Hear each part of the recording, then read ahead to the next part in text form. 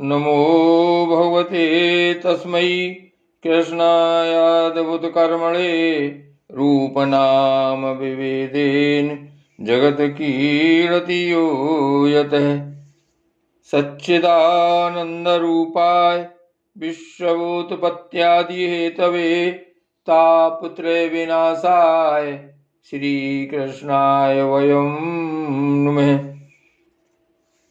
श्रीमद्भागवत महापुराण सप्तम स्कंद अध्याय 6 प्रहलाद जी का असुर बालकों को उपदेश। प्रहलाद जी ने कहा, मित्रों, इस संसार में मनुष्य जन्म बड़ा दुर्लभ है। इसके द्वारा अविनाशी परमात्मा की प्राप्ति हो सकती है, परंतु पता नहीं कब इसका अंत हो जाए।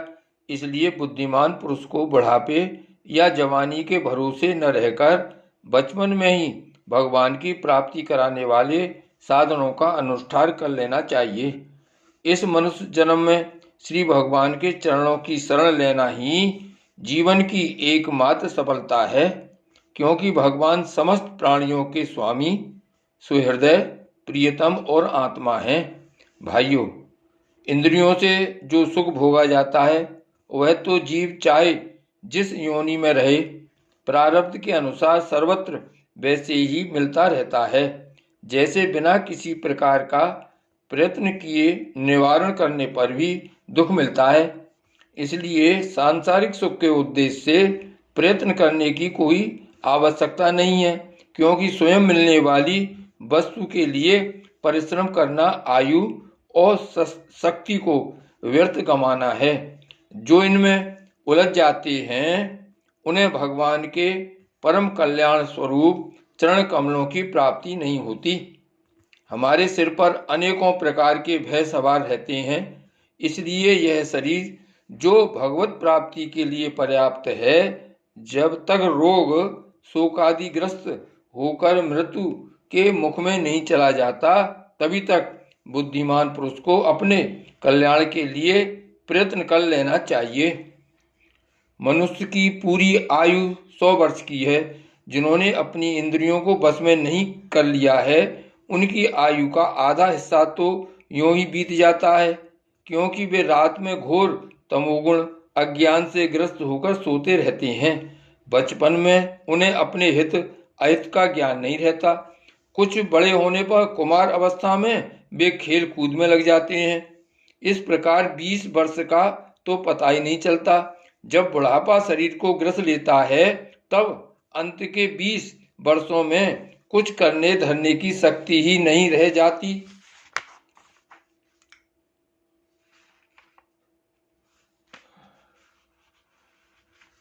रह गई बीच की कुछ थोड़ी सी आयु, उसमें कभी न पूरी होने वाली बड़ी बड़ी कामनाएं हैं। बलात् पकड़ रखने वाला मोह है और घर द्वार की वह आसक्ति है, जिससे जीव इतना उलझ जाता है कि उसे कुछ कर्तव्य अकर्तव्य का ज्ञान ही नहीं रहता। इस प्रकार बची खुची आयु भी पर हाथ से निकल जाती है। दैत्र बालकों, जिसकी इंद्रियां बस में नहीं है, ऐसा कौन सा पुरुष होगा जो घर गृहस्थी में आसक्त और माया ममता की मजबूत फांसी में फंसे हुए अपने आप को उससे छुड़ाने का साहस कर सके, जिसे चोर, सेवक एवं व्यापारी अपने अत्यंत प्यारे प्राणों की भी बाजी लगाकर संग्रह करते हैं, और इसलिए उन्हें जो प्राणों से भी अधिक वांछनीय है, उस धन की तृष्णा को भला कौन त्याग सकता है। जो अपनी प्रीतमा पत्नी के एकांत सहवास, उसकी प्रेम भरी बातों और मीठी मीठी सलाह पर अपने को निछावर कर चुका है, भाई बंधु और मित्रों के स्नेह पास में बंध चुका है, और नन्हे नन्हे शिशुओं की तोतली बोली पर लुभा चुका है, भला वह उन्हें कैसे छोड़ सकता है।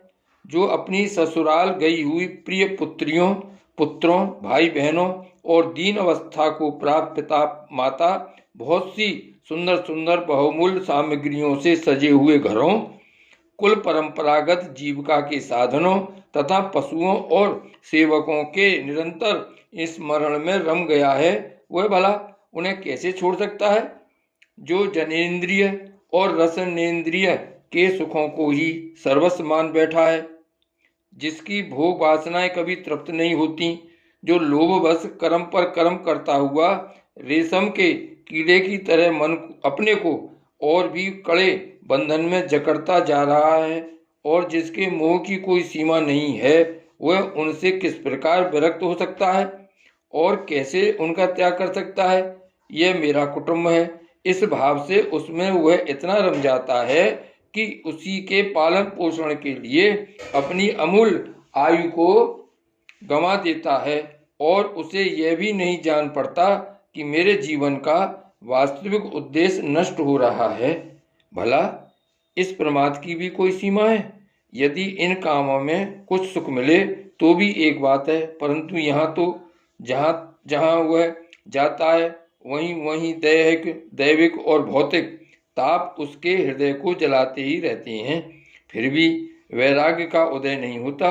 कितनी विडंबना है! कुटुंब की ममता के फेर में पड़कर वह इतना असावधान हो जाता है कि उसका मन धन के चिंतन में सदा इतना लवलीन रहता है कि वह दूसरे का धन चुराने के लौकिक पारलौकिक दोषों को जानता हुआ भी कामनाओं को बस में न कर सकने के कारण इंद्रियों के भोग की लालसा से चोरी ही कर बैठता है। भाइयों, जो इस प्रकार अपने कुटुंबियों के पेट पालने में ही लगा रहता है, कभी भगवत भजन नहीं करता, वह विद्वान हो तो भी उसे परमात्मा की प्राप्ति नहीं हो सकती, क्योंकि अपने पराये का भेदभाव रहने के कारण उसे भी अज्ञानियों के समान ही तमह प्रधान गति प्राप्त होती है। जो कामनियों के मनोरंजन का सामान उनका कीड़ा मृग बन रहा है और जिसने अपने पैरों में संतान की बेड़ी जकड़ ली है, वह बेचारा गरीब चाहे कोई भी हो, कहीं भी हो, किसी भी प्रकार से अपना उद्धार नहीं कर सकता। इसलिए भाइयों, तुम लोग वैश्यासक्त दैत्यों का संग दूर से ही छोड़ दो और आदिदेव भगवान नारायण की शरण ग्रहण करो, क्योंकि जिन्होंने संसार की आसक्ति छोड़ दी है उन महात्माओं के वे ही परम प्रियतम और परम गति हैं। मित्रों, भगवान को प्रसन्न करने के लिए कोई बहुत परिश्रम या प्रयत्न नहीं करना पड़ता, क्योंकि वे समस्त प्राणियों के आत्मा हैं और सर्वत्र सबकी सत्ता के रूप में स्वयं सिद्ध वस्तु हैं। ब्रह्मा से लेकर तिनके तक छोटे बड़े समस्त प्राणियों में, पंचभूतों से बनी हुई वस्तुओं में, पंचभूतों में, सूक्ष्म तन्मात्राओं में, महतत्व में, तीनों गुणों में और गुणों की साम्यावस्था प्रकृति में एक ही अविनाशी परमात्मा विराजमान हैं। वे ही समस्त सौंदर्य, माधुर्य और ऐश्वर्यों की खान हैं। वे ही अंतर्यामी दृष्टा के रूप में हैं और वे ही दृश्य जगत के रूप में भी हैं। सर्वथा अनिर्वचनीय तथा विकल्प रहित होने पर भी दृष्टा और दृश्य, व्याप्य और व्यापक के रूप में उनका निर्वचन किया जाता है। वस्तुतः उनमें एक भी विकल्प नहीं है। वे केवल अनुभव स्वरूप, आनंद स्वरूप एकमात्र परमेश्वर ही हैं। गुणमयी सृष्टि करने वाली माया के द्वारा ही उनका ऐश्वर्य छिप रहा है। इसके निवृत्त होते ही उनके दर्शन हो जाते हैं। इसलिए तुम लोग अपने दैत्यपने का, आसुरी संपत्ति का त्याग करके समस्त प्राणियों पर दया करो, प्रेम से उनकी भलाई करो। इसी से भगवान प्रसन्न होते हैं। आदि नारायण अनंत भगवान के प्रसन्न हो जाने पर ऐसी कौन सी वस्तु है जो नहीं मिल जाती? लोक और परलोक के लिए जिन धर्म, अर्थ आदि की आवश्यकता बतलाई जाती है, वे तो गुणों के परिणाम से बिना प्रयास के स्वयं ही मिलने वाले हैं। जब हम श्री भगवान के चरणामृत का सेवन करने और उनके नाम गुणों का कीर्तन करने में लगे हैं, तब हमें मोक्ष की भी क्या आवश्यकता है?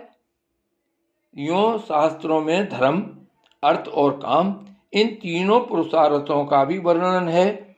आत्मविद्या, कर्मकांड, न्याय, तर्कशास्त्र, दंड नीति और जीविका के विविध साधन, ये सभी वेदों के प्रतिपाद्य विषय हैं। परंतु यदि ये अपने परम हितैषी परम पुरुष भगवान श्री हरि को आत्मसमर्पण करने में सहायक हैं, तभी मैं इन्हें सत्य सार्थक मानता हूँ। अन्यथा ये सब के सब निरर्थक हैं। यह निर्मल ज्ञान जो मैंने तुम लोगों को बतलाया है, बड़ा ही दुर्लभ है। इसे पहले नर नारायण ने नारद जी को उपदेश किया था, और यह ज्ञान उन सब लोगों को प्राप्त हो सकता है जिन्होंने भगवान के अनन्य प्रेमी एवं अकिंचन भक्तों के चरण कमलों की धूल से अपने शरीर को नहला लिया है। यह विज्ञान सहित ज्ञान विशुद्ध भागवत धर्म है। इसे मैंने भगवान का दर्शन कराने वाले देवऋषि नारद जी के मुंह से ही पहले सुना था।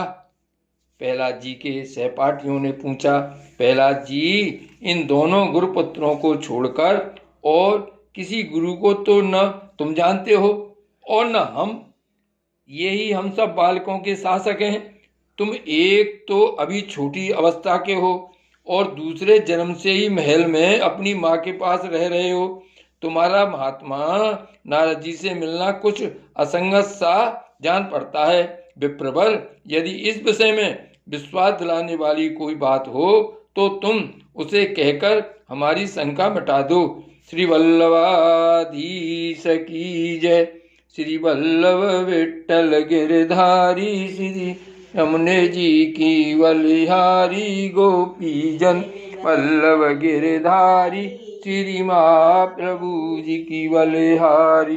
श्री वल्लभ विठ्ठल गिरधारी, श्री महाप्रभु जी की बलिहारी, गोपी जन वल्लभ गिरधारी, श्री यमुने जी की बलिहारी। श्री वल्लभ विठ्ठल गिरधारी, श्री यमुने जी की बलिहारी, गोपी जन वल्लभ गिरधारी, श्री महाप्रभु जी की बलिहारी। श्री गोवर्धन नाथ की जय।